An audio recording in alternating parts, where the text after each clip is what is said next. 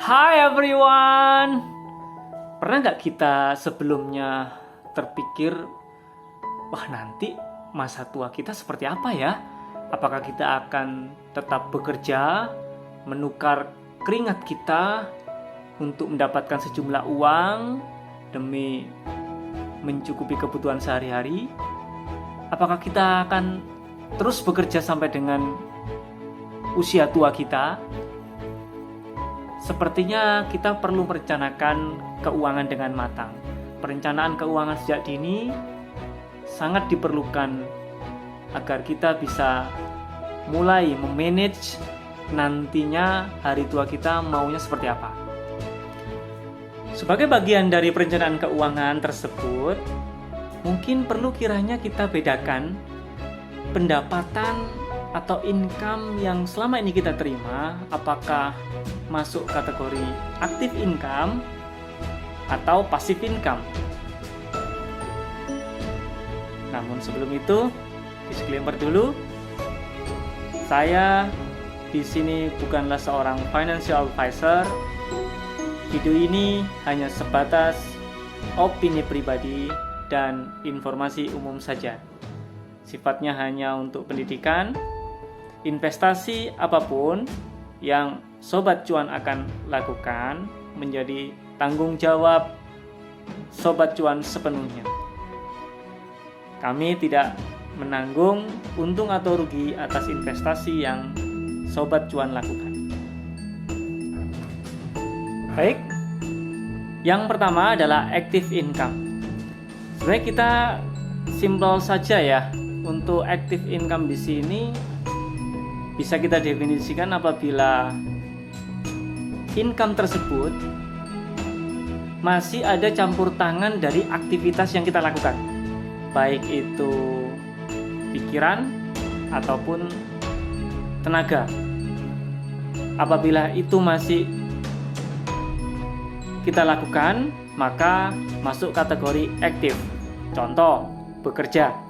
Kita bekerja di satu perusahaan atau mungkin kita kerja ikut orang, itu pasti aktif karena pikiran dan tenaga kita salurkan demi kepentingan perusahaan sehingga kita mendapatkan apresiasi berupa gaji bulanan. Yang kedua, kamar kos atau rumah kontrakan. Mungkin sebagian dari Sobat Cuan di sini mengkategorikan kos atau kontrakan merupakan bagian dari pasif. Namun sepertinya kategorinya adalah aktif ya. Kenapa? Karena apabila kita mempunyai suatu aset berupa kos atau kontrakan gitu, kita masih tetap ada campur tangan di sana. Entah itu perbaikan rumahnya, bagaimana caranya untuk membuat hunian tadi siap untuk disewa oleh orang lain, dan juga kita memastikan bahwa setelah kamar kos dan kontrakan yang sudah kita buat ini layak huni, maka salesnya harus jalan.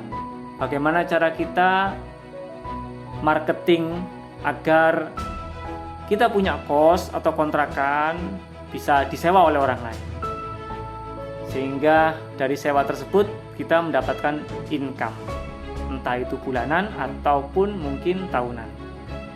Jadi kos dan juga rumah kontrakan masih masuk kategori active income. Yang ketiga, bisnis. Bisnis di sini mungkin kita menjadi anak buah, atau mungkin bapak buah, atau mungkin kita selaku owner dari bisnis tersebut. Tetap ya masuk kategori aktif, karena kita harus bisa memastikan produk yang sudah kita buat itu bisa laku di pasaran. Kemudian yang terakhir mungkin saham. Nah, saham di sini kita khususkan hanya trader ya. Jadi yang aktif jual beli di instrumen investasi saham. Oke, sekarang kita ke passive income. Apa sih kira-kira definisi dari passive income ini? Jadi mungkin bisa kita artikan income yang kita terima tanpa campur tangan aktivitas dari diri kita. Jadi benar-benar uang yang bekerja untuk kita. Contoh, deposito bank. Ketika sejumlah uang kita masukkan ke bank, kemudian kita depositokan, kita terima imbal hasil, ataupun mungkin kalau di bank syariah namanya nisbah, setiap bulan itu akan masuk otomatis ke rekening kita. Kemudian berikutnya saham. Nah, saham yang di pasif ini sedikit berbeda ya. Kalau saham yang di pasif kita fokuskan hanya untuk investor, yang mana dia pilih salah satu perusahaan yang akan dia investkan, kemudian dia akan terima dividen atau bagi hasil dari keuntungan yang dibuat oleh perusahaan tersebut. Nanti akan kita gali lagi lebih dalam terkait saham ini. Berikutnya, yang ketiga, ada surat hutang atau obligasi. Ini juga penamaannya terkadang suku ya. Kalau di obligasi syariah. Tapi prinsipnya ini juga pasif. Sejumlah uang yang kita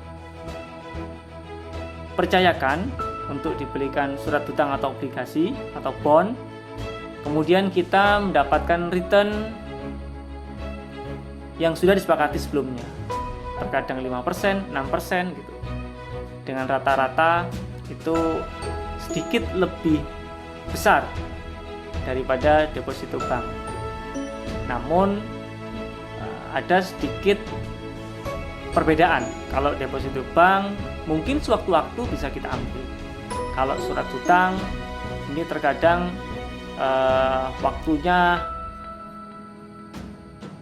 setahun atau mungkin 2 tahun, bahkan lebih gitu ya. Yang terakhir mungkin reksadana. Nah, reksadana ini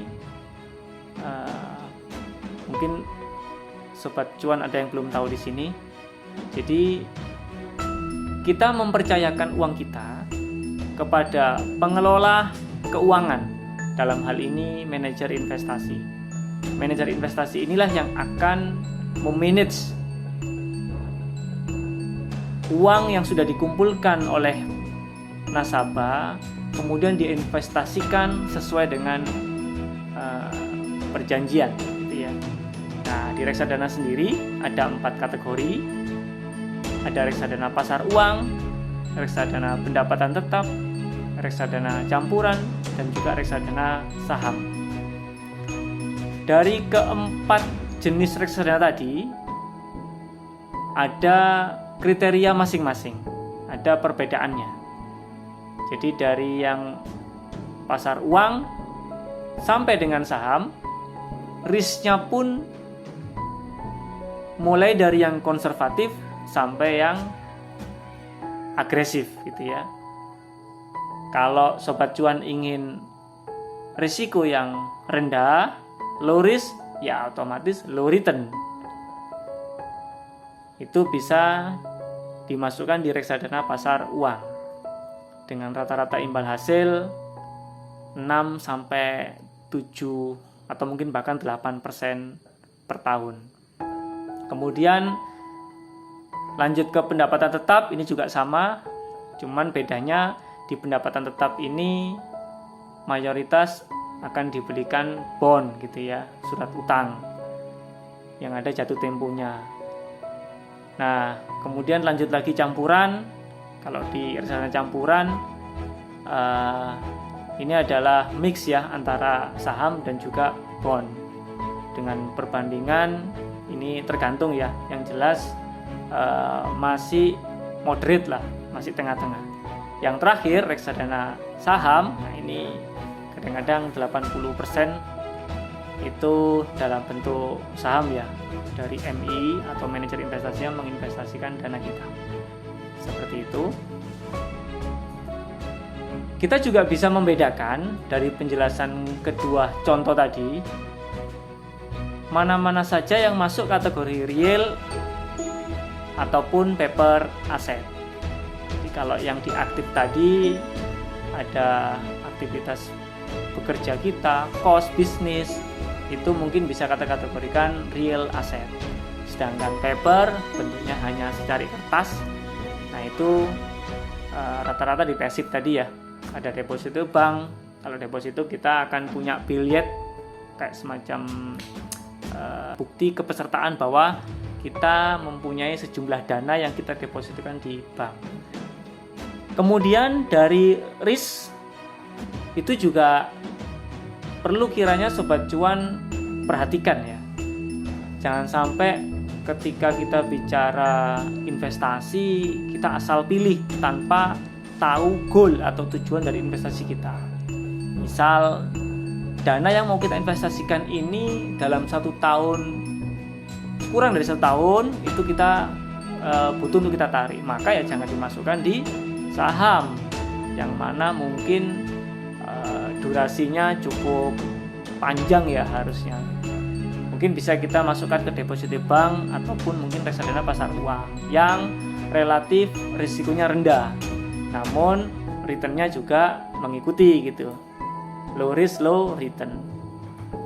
Tapi kalau misalkan kita punya uang dingin yang mana mungkin kita masih belum perlu nih sampai 2-3 tahun bahkan 5 tahun ke depan benar-benar uang dingin, itu bisa aja kita investkan di saham gitu ya, yang notabene returnnya lebih tinggi.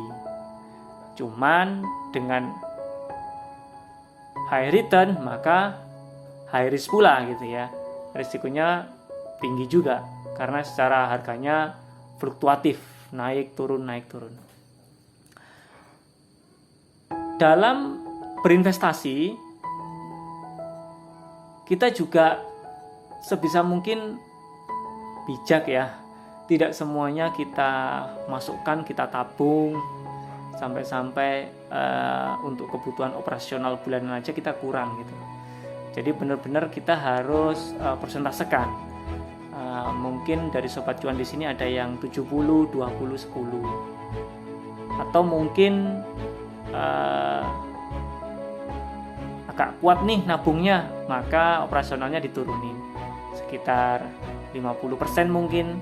Kemudian 30% itu untuk save gitu ya, 20% untuk investasi. Terakhir, diversifikasi itu juga perlu. Do not put your egg in one basket. Jadi jangan taruh telur yang kamu punya dalam satu keranjang, karena apabila keranjangnya jatuh maka akan pecah semua.